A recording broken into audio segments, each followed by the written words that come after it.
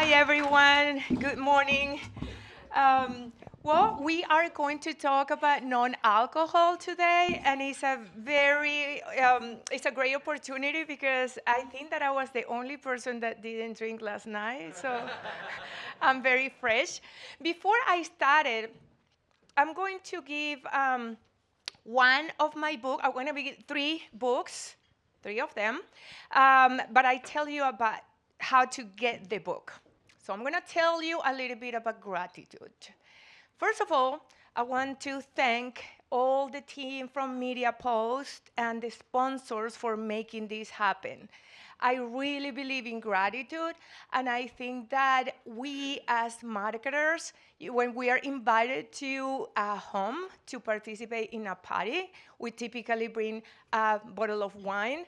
Well, we don't have wine to bring. We actually are given a lot of it during these 3 days. So I think that as a marketer, we have the responsibility to retribute by doing or giving what we have and what we can. And what I do is to share the experience with other marketers in my network, little bit of bragging rights that we're playing golf here and this, that. But then the real intention is just to give a little bit of what we receive. So I'm saying all this because I'm going to give one book to three people, but the way that you're going to get it, if you can show that you share anything great about your experience here during these 3 days. I don't need to see, you just lift it and say, I have it, I posted on LinkedIn and I tag Media Post, and then you get a book. You don't, if you didn't do it, because I don't see anyone super excited about showing it, you have 20 minutes to do it. And then we do it. And then it's a book about, it's called Think. I'm a thinker, which means that I like to understand everything and I have a lot of curiosity for a lot of things. So it's a book about the philosophical approach to creativity and critical thinking, which I think that is so important in today's, in our industry. But now going to the conversation again, we have 20 minutes to go through. This is driving performance and shaping culture. In cultural revolutions, are brands the drivers or the passengers? Most of you here, because I have been coming for like 5, 6, 7 years, I remember when, know me as the head of marketing for avocados from Mexico. So, and I have spoken many times. I spoke a lot of time for the brand.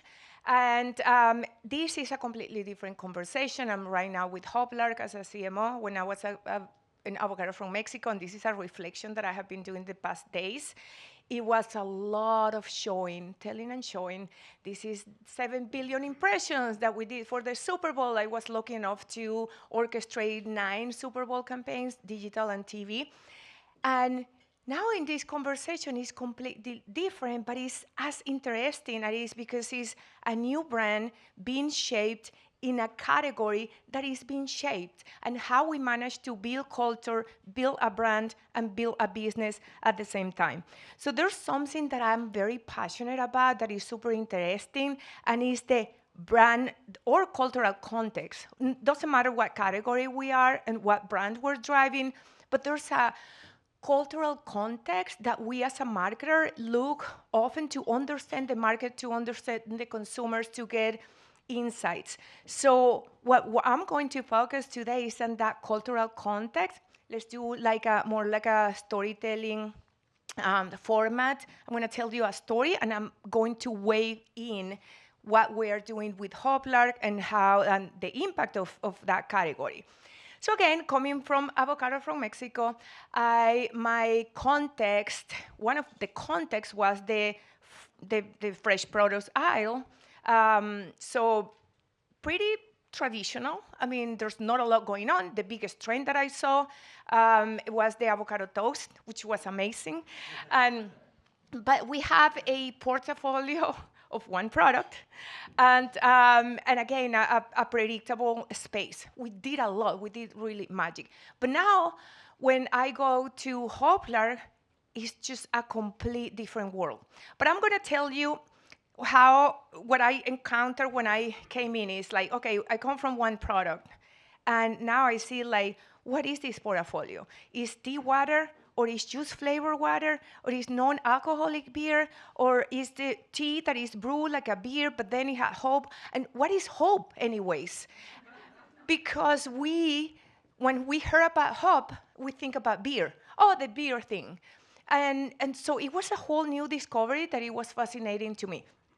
So what we're going to do now is to go through all the areas, the 4 areas, to kind of encapsulate that story in and talk about the context, but also reflect in the context, not only from the point of view of this category and this brand, but what I wanted to do with this, because I knew that it was the last day, it was, instead of just telling you what we're doing, is to invite you to reflect on the seismic changes that are happening at the consumer level, because those changes affect you, all of us, regardless of the category.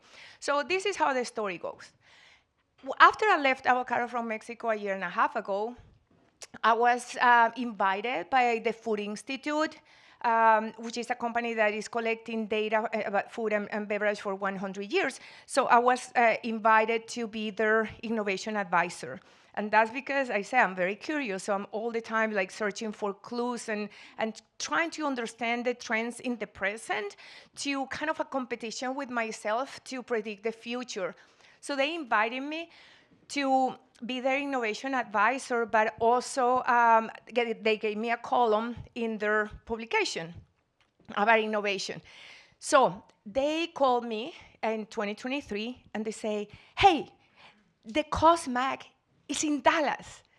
So one thing, when we get so immersed in our brand and our category, we lose a little bit of touch with a lot of things around because there's too much information. And I was like, what is COSMAC? And then, you don't know what is COSMAC? So it was this big deal everywhere in all the media. And then when I look and say, oh my gosh, what I have been missing. So and then they asked me, can you go there and explore and tell us what is going on? What is what's the deal? What is just becoming such a big deal? So I took my car, I'm in Dallas, and it took me about, I don't know, like an hour, the traffic and whatever, because I'm living in the suburbs. And I got there, chaos. So imagine like lines, police managing the traffic, people like desperate to get in. Then it was like one of those lines, like a Disney World line, but cars. Everybody want to go and see. So of course I'm sitting in my car for like 30 minutes until I get it. The expectation and the anticipation is just growing and growing and growing. Finally I park, and then I have to walk like half block to the place, and then I open the door and I enter. There was a space. Are you familiar with, have you ever visited? It was a space like this big, this stage, with 2 screens to order. And I was like, okay, interesting. And then I look at the menu, say, okay, the things have to be in the menu. And then I look at the menu and I say, okay, a bunch of drinks, high calorie, and then the normal, offering of McDonald's. So I have the tendency to believe that if I don't get something, I'm missing it, because there's a lot of people a lot smarter there figuring this out and doing this. And I was like, why the hype? And I look at that menu. People will come and order, and I look at that menu for about like 20 minutes, looking at the names and the prices. And anyways, I call back and say, guys, I don't get it. I don't get it. Give me a couple of days, because I'll figure it out. If not, I just cannot write about it. I just don't see anything of substance. But I knowing in the bottom that there's something big here that I'm not seeing. What is it? So I started researching. Long story short, I wrote my article, and it was COSMAC's unraveling the hype for the skip the bus generation. And it was like, wow. And I realized that something that was right there in front of my eyes, and I was totally missing it. And I started digging and peeling the onion, and what I found, it was like one layer was more fascinating than the other one. And it was like really amazing how I saw it, I kind of knew it, but I didn't get deep enough as I did when I was doing this research to understand the magnitude of this change. So it's a generation that is choosing mindfulness. It's a generation that is challenging societal norms. It's a generation that for the first time ever with are asking, why we do the things that we do, why we consume the ingredients that we consume. What if I don't want to do that? And I was like, oh my gosh, why this didn't occur to our generation? We have just shoveling down for years and we don't realize. But what is more interesting about it is it's not that simple. It's not that it's taking share from the alcoholic category, which is something that it was mind-blowing to me, because when you see stories for like Numerator, for example, you see that in the same basket, you see alcohol and non-alcohol categories. So it's like the more I learned, the more interesting this got, and it was really cultural shift. So it was beyond a trend. It was something that is here to continue to evolve and stayed. In 2023, 34% of adults say that they are decreasing their alcohol consumption. 2024, that was 42. So it is just, and when we look at the Gen Z, we're seeing like 61% of Gen Zs are determined to lower their alcohol consumption. That was in 2024. If you go to 2023, that was 40%. So it's not only happening, it's just happening so fast. Now, here you have my generation. This eye. Here you have my generation. That's how we grew up. We were so proud to say, I can hold 6 beer and still have fun. And embarrassing enough, I was part of that. I was very proud of holding 6 beer and still be functioning. And it was a cool thing.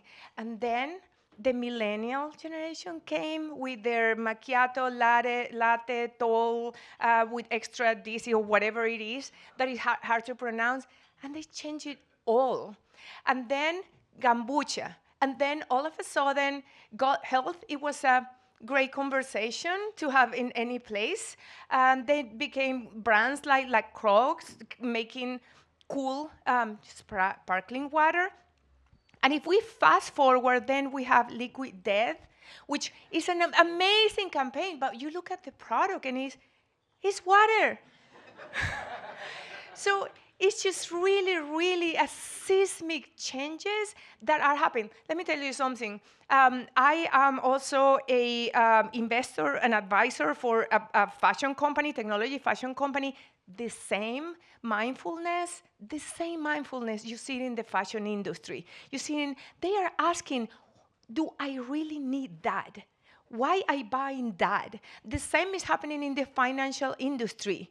Why I'm spending that if I can save this? This generation is the most savvy in terms of financial, in terms of finances. So again, when I talk to you about, and you are in a different industry, do you think how this change is shaking the foundation of what we know as, in any space as the consumer behavior?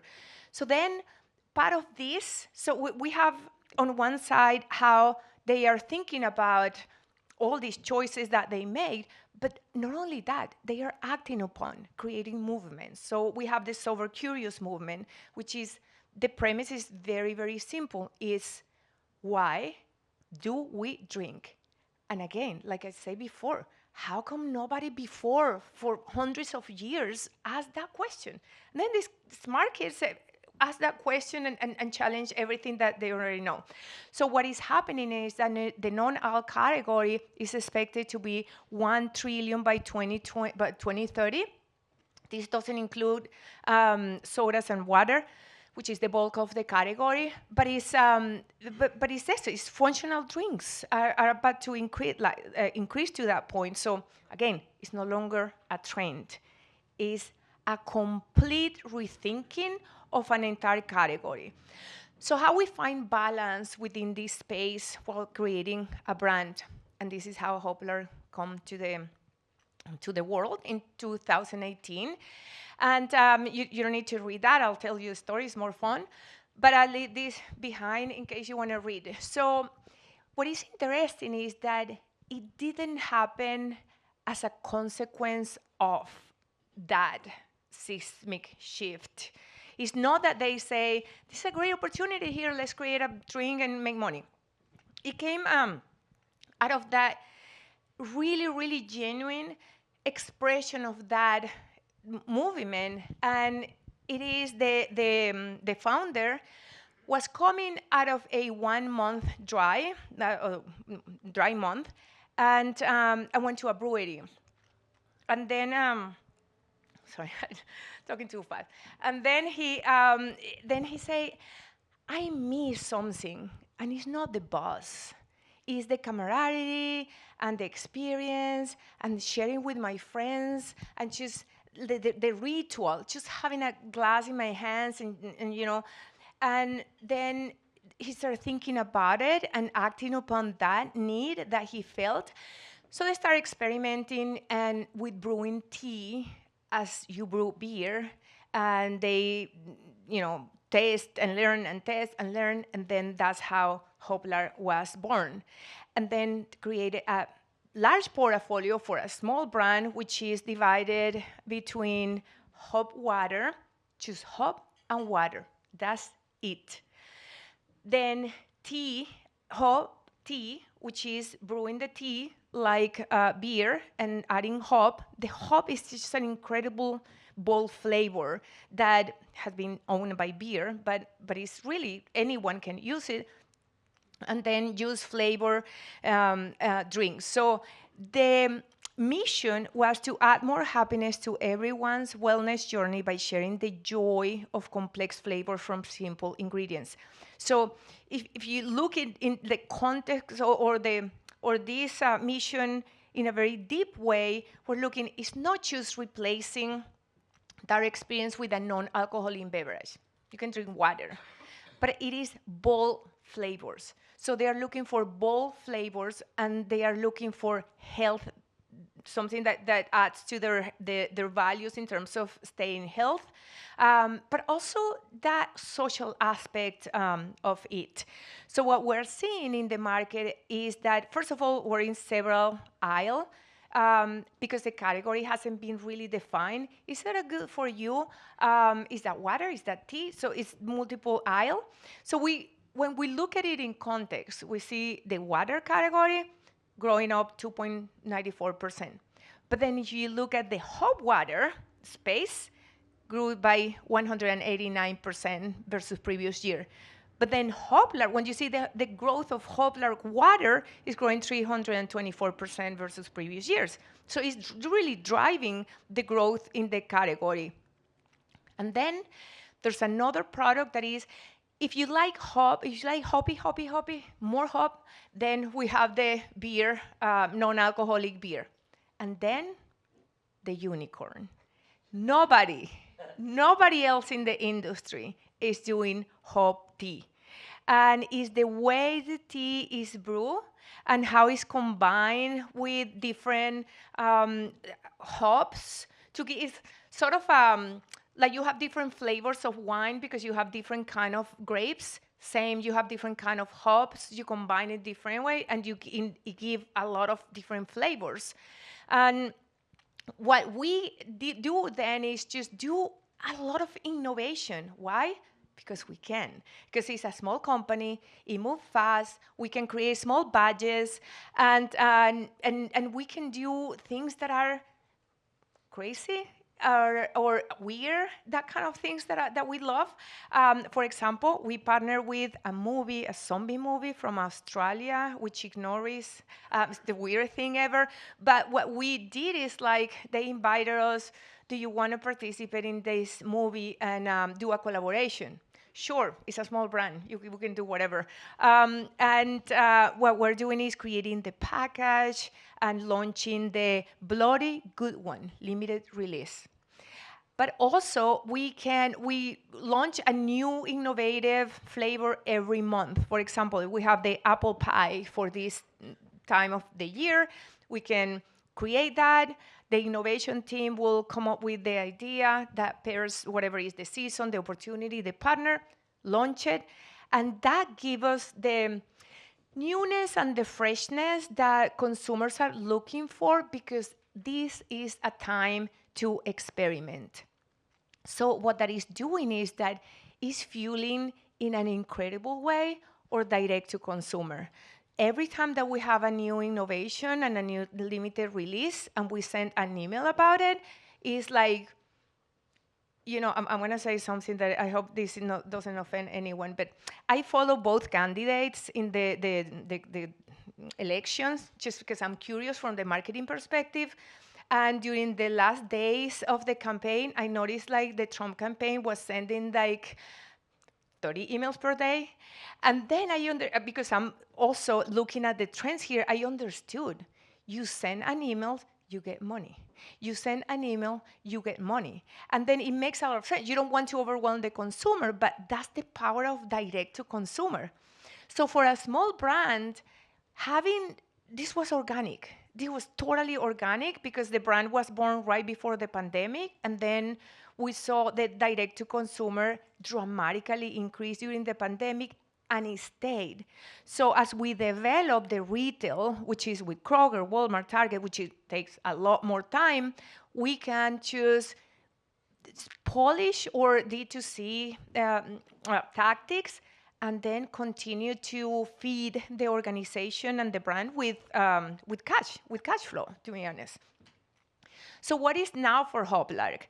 As we built a brand, now I'm in the middle of this huge undertaking, which is the brand is there organically, but now we need to build it in a way that everybody, consumers and everyone inside the organization, understand the brand.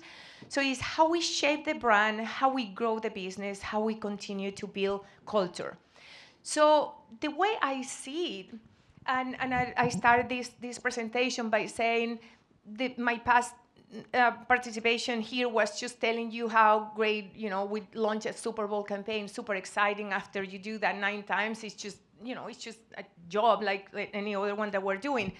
But this is new, and what is fascinating to me, as fascinating I'm building something like that, is just we have the opportunity to create a brand from scratch. So every word, every thought is going to be not only part of a brand, it's going to build the future of an industry that is being shaped. That for me is just absolutely fascinating.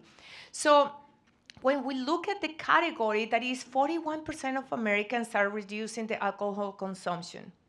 Again, this is not eliminating alcohol consumption. So alcohol companies are going to do well still, but it's how I can drink wine, beer, spirits, whatever on a Friday, but on a Tuesday, I'm just gonna go out and enjoy the same experience with no alcohol. So it's complementing the category. And we have a product that is a unicorn, still. Nobody can guarantee that the competition is not going to appear. But right now we have a unicorn that we're going to take advantage of that and then shape how we're going to communicate the regular consumer that what is it and why to consume it. So this is my message. I want to leave you with a message that is not about my brand or not about the category that I am. I think that this is taking advantage of this opportunity that we are all here.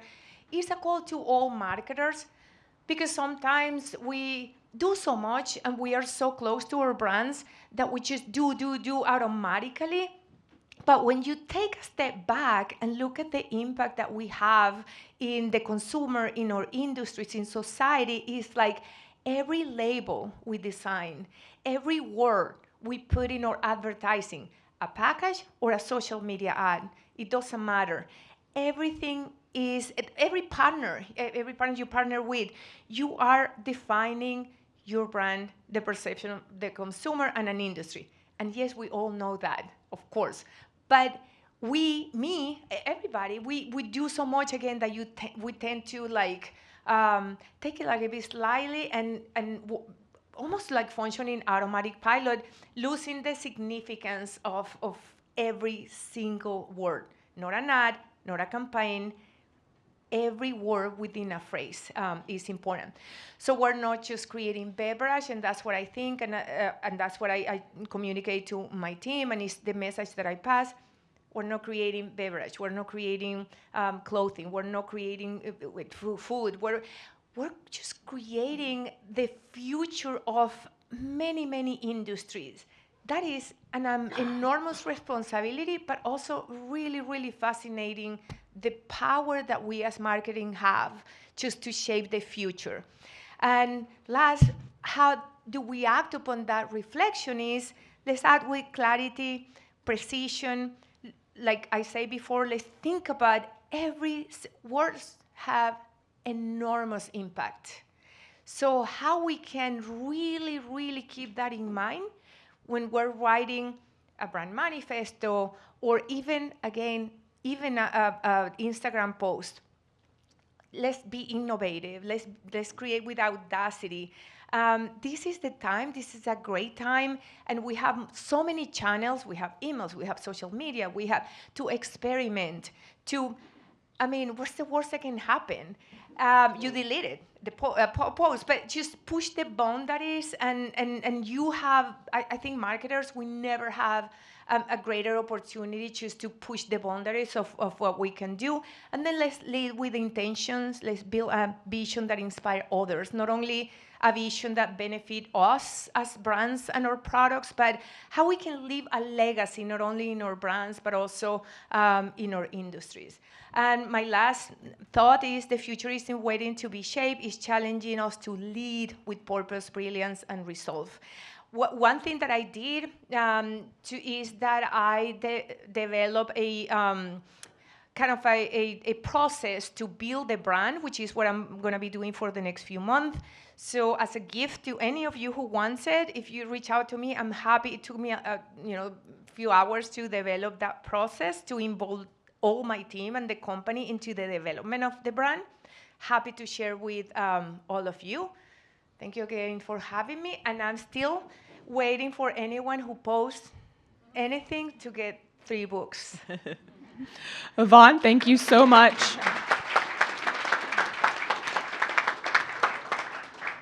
We have time for a couple questions.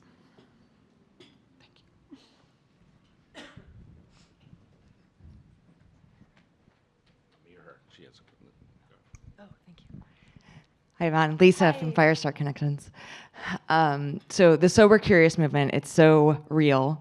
And as someone who was, formerly a marketer in the wine industry and had thought, wine was inherently this vehicle to create connection, what I also noticed in my own wellness journey, as I am now non-alcoholic, passionate, I noticed how much more present you are, in your interactions. And so, with products like this, and can't wait to try it myself, I'm curious because within this generation, it's starting this movement, and also there's this dynamic of loneliness, within society because of all the age of social media. And I'm curious if, from an emotional standpoint, as a marketer, how you're kind of tapping into this to create more of a culture of connection with the brand, and if there's anything that might be interesting to share, just to kind of better understand that. That's a great question, because again, what is the value behind all that? And that's what I try to find. And is all this movement, what is bringing is a sense of inclusivity. You're not excluded anymore. Anyone who doesn't drink, anyone that is pregnant, is not excluded anymore. So if you remember before, and that was not long ago, if you're in a celebration, in a party, and then you want to drink, no, I don't drink. You don't drink? Tell me about it. Tell me your story, like you have a big trauma about it. It never happened to me because I drink, but I heard about me around that. And then right now it's like they are empowered. Everybody, empowered to do them, and you do you. And that brings a lot of inclusivity, which is something that is resonating across every category and every product. Again, is how we can make our brands and our products and our categories more inclusive to everyone. Yes, we have segments. Yes, we have sub-segments. But how we can include the potential consumer regardless of their condition. So I think that's the major value that I'm seeing in this, in terms of connection. Ivonne, thank you so much. Thank you.